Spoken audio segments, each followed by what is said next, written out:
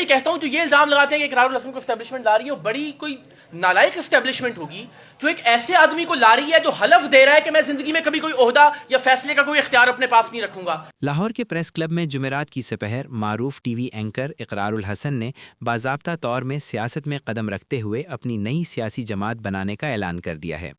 انہوں نے اپنی پارٹی کا اعلان کرنے کے لیے لاہور پریس کلب کا انتخاب کیا۔ پریس کانفرنس کی ابتدا میں انہوں نے اپنی پارٹی کا نام اور پرچم دکھایا۔ ان کی پارٹی کا نام عوام راج تحریک ہے۔ اقرار الحسن نے موجودہ سیاسی جماعتوں جیسے پی ٹی آئی، پی پی پی اور پی ایم ایل این پر تنقید کرتے ہوئے کہا کہ یہ جماعتیں خاندانی وراثت کی طرح چلائی جا رہی ہیں اور عوام کی حقیقی نمائندگی نہیں کرتیں۔ ان سے تابڑ توڑ سوال کیے گئے۔ جو سوال سب سے زیادہ پوچھے گئے وہ یہ تھے کہ کیا آپ کے پیچھے پاکستان کی اسٹیبلشمنٹ میں ہے؟ آپ پر کریک ڈاؤن کیوں نہیں ہو رہا؟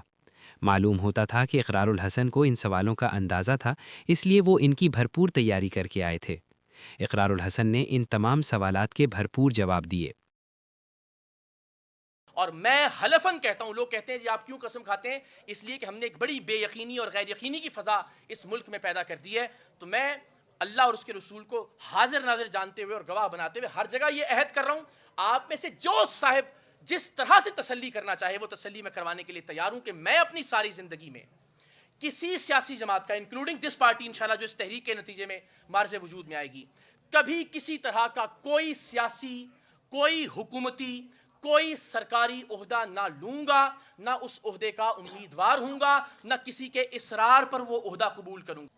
کیا یہ ممکن ہے پاکستان میں کہ زرداری صاحب کی جماعت میں کوئی کھڑا ہو کے کہہ سکے کہ سائیں ہم آپ کے اس فیصلے کو تسلیم نہیں کرتے؟ کیا نواز شریف صاحب کی جماعت میں یہ ممکن ہے کہ میاں صاحب کے فیصلے کے خلاف کوئی جرت کرے اور کہے کہ ہم آپ کے اس فیصلے کو ریجیکٹ کرتے ہیں؟ کیا اس بات کا کوئی امکان ہے کہ عمران خان صاحب کے سامنے کوئی کھڑا ہو کے کہے کہ جناب ہم آپ کے اس فیصلے کو تسلیم نہیں کرتے؟ تو جب ان سیاسی جماعتوں کے اپنے اندر جمہوریت نہیں ہے، یہ ملک میں جمہوریت کی لڑائی کیسے لڑ سکتی ہیں؟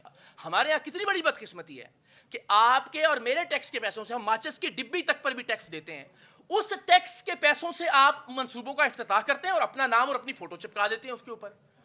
یعنی آپ کا کیا کنٹریبیوشن ہے اس کے اندر؟ یا تو آپ نے اپنی جاگیریں بیچ کر کوئی اسپتال بنایا ہو تو ضرور اپنا نام لکھیے اس کے اوپر، یا تو اپنی جائیداد بیچ کر کوئی سڑک اس کا افتتاح کیا ہو تو ضرور اپنے نام کی تختی لگائیے۔ تو یہ جو شخصیات کے بت تراشنے اور شہنشاہ، بادشاہ اور فرعون تلاش کرنے کی جو ہماری عادت ہے، اس عادت کو تبدیل کرنا ہوگا۔ پاکستان کا مڈل کلاس نوجوان بھی اتنا ہی باصلاحیت ہے، اتنا ہی قابل ہے جتنے یہ وڈیرے، یہ سرمایہ دار، یہ جاگیردار، یہ شریف، یہ زرداری یا خان ہیں۔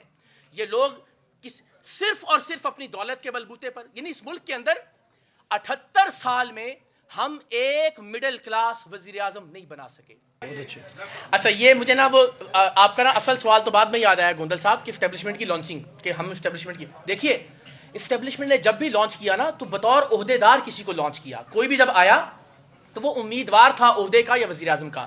میں یہ کہتا ہوں جو یہ الزام لگاتے ہیں کہ اقرار الحسن کو اسٹیبلشمنٹ لا رہی ہے وہ بڑی کوئی نالائق اسٹیبلشمنٹ ہوگی جو ایک ایسے آدمی کو لا رہی ہے جو حلف دے رہا ہے کہ میں زندگی میں کبھی کوئی عہدہ یا فیصلے کا کوئی اختیار اپنے پاس نہیں رکھوں گا۔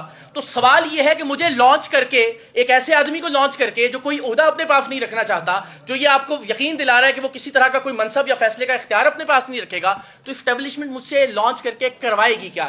یہ میرا سوال ہے۔ تو میں سمجھتا ہوں کہ آج تک جتنی ایگزامپلس تھیں وہ ہم سے اس لیے مماثلت نہیں رکھتی کہ وہ لوگ پہلے دن سے پارٹی چیئرمین تھے اور وزیر اعظم کے عہدے کے امیدوار تھے، عمران خان صاحب سمیت، بھٹو صاحب سمیت۔